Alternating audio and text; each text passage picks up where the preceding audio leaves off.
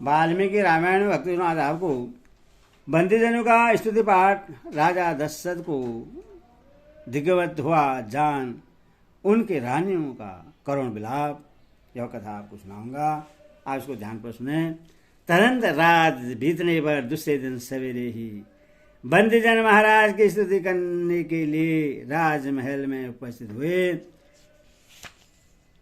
व्याकरण ज्ञान से संपन्न अथवा उत्तम अलंकारों से विभूषित सूत उत्तम रूप से वंश परंपरा का श्रवण कराने वाले मागध और संगीत शास्त्र का अनुशीलन करने वाले गायक अपने अपने मार्ग के अनुसार पृथक पृथक यशोगान करते हुए वहां आए।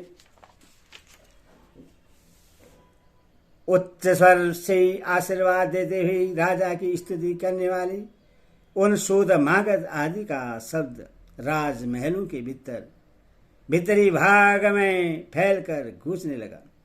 वे शोधगण स्तुति कर रहे थे, इतने ही में पाणिवादन हाथों से ताल देकर गाने वाले वहां आए और राजाओं के बीते हुए अद्भुत कर्मों का बखान करते हुए ताल गति के अनुसार तालियां बजाने लगे।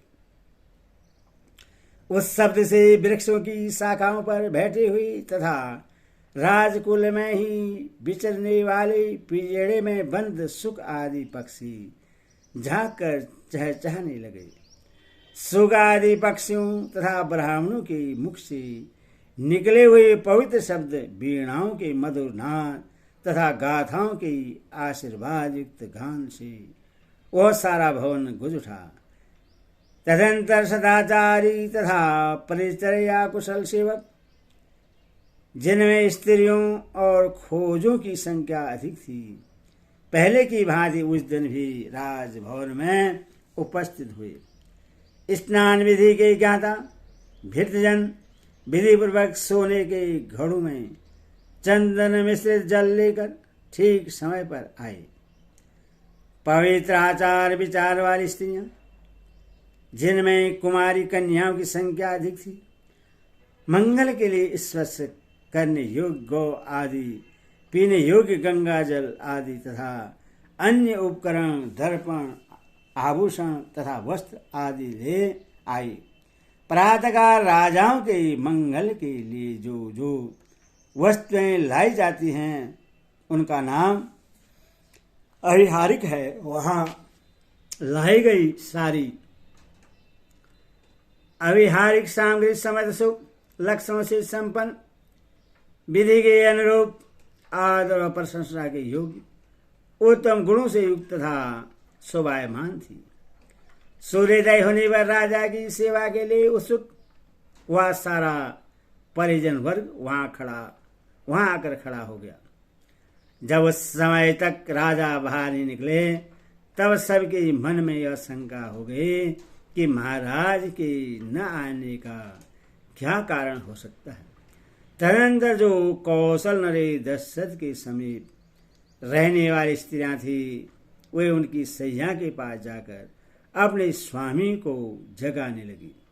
वे स्त्रियां उनका स्पर्श आदि करने के योग्य थी, अथवा विनित भाव से युक्ति पूर्वक उन्होंने उनकी सैया का स्पर्श किया। स्पर्श करके भी वे उनमें जीवन का कोई चिन्ह नहीं पा सकी। सोए हुए पुरुष की जैसी स्थिति होती है, उसको भी वे स्त्रियां अच्छी तरह समझती थी। अतः उन्होंने हृदय एवं हाथ के मूल भाग में चलने वाली नाड़ियों का भी परीक्षा की, किंतु वहां भी कोई चेष्टा नहीं प्रतीत हुई। फिर तो वे काम उठी।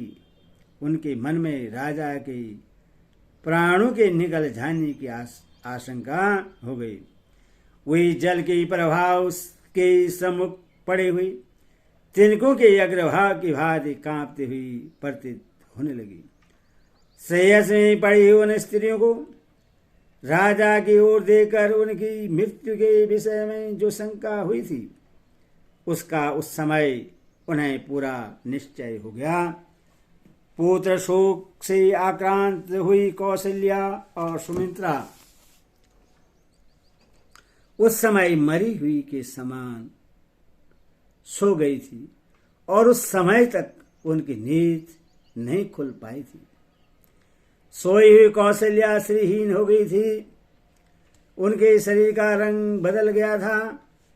वे शोक से पराजित एवं पीड़ित हो अंधकार से आच्छादित हुई तारिका के समान शोभा नहीं पा रही थी।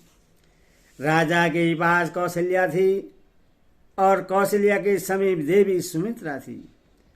दोनों ही निंद्रा मग्न हो जाने के कारण शोभाहीन प्रतीत होती थी। उन दोनों के मुख पर शोक के आंसू फैले हुए थे। उस समय उन दोनों देवियों को निद्रामग्न देख अंतपुर की अन्य स्त्रियों ने यही समझा कि सोती अवस्था में ही महाराज के प्राण निकल गए हैं। फिर तो जैसे जंगल में यूथपति गजराज के अपने वायस्थान से अनंतर चले जाने पर हथिनियां करुणा चित्कार करने लगती है, उसी प्रकार वे अंतपुर की सुंदरी रानियां अत्यंत दुखी हो उच्च स्वर से आर्तनाद करने लगी। उनके रोने की आवाज से कौशल्या और सुमित्रा की भी नींद टूट गई और वे दोनों सहसा जाग उठे। कौशल्या और सुमित्रा ने राजा को देखा, उनके शरीर का स्पर्श किया और हानात की पुकार मचाती हुई वे दोनों रानियां पृथ्वी पर गिर पड़ी। कौशल राजकुमारी कौशल्या धरती पर लौटने और छटपटाने लगी। उनकी धूली धूसरित शरीर शोभाहीन दिखाई देने लगा, मानो आकाश से टूटकर गिरी हुई कोई तारा धूल में लौट रही हो। राजा दशरथ के शरीर की उष्णता शांत हो गई। इस प्रकार उनका जीवन शांत हो जाने पर भूमि पर अचेत पड़ी हुई कौशल्या को अंतपुर की उन सारी स्त्रियों ने मरी हुई नागिन के समान देखा। तदंतर पीछे आई हुई महाराज की केकई आदि सारी रानियां शोक से संतप्त होकर रोने लगी और अचेत होकर गिर पड़ी। वन कर्दन करती हुई रानियों ने वहां पहले से होने वाले प्रबल आर्तनाद को और भी बढ़ा दिया। उस बड़े हुए आर्तनाद से वह सारा राजमहल पुनः बड़े जोर से गूंज उठा। काल धर्म को प्राप्त हुई राजा दशरथ का वह भवन डरे घबराए और अत्यंत उत्सुक हुए मनुष्य से भर गया। सब रोने चिल्लाने का भयंकर शब्द होने लगा। वहां राजा के सभी बंधु बांधव शोक संताप से पीड़ित होकर जुट गए। वह सारा भवन तत्काल आनंद शून्य हो जाने आनंद शून्य हो दीन दुखी एवं व्याकुल दिखाई देने लगा। उन यशस्वी भोपाल शिरोमणि को दिवंगत हुआ जान उनकी सारी पत्नियां उन्हें चारों ओर से घेर कर अत्यंत दुखी हो जोर जोर से रोने लगी और उनकी दोनों बाहें पकड़कर अनाथ की भांति करुणा विलाप करने लगी। इस प्रकार बालिन असर आदि का भी अयोध्या कांड में 65 पूरा हुआ। बोले श्री रामचंद्र की जय।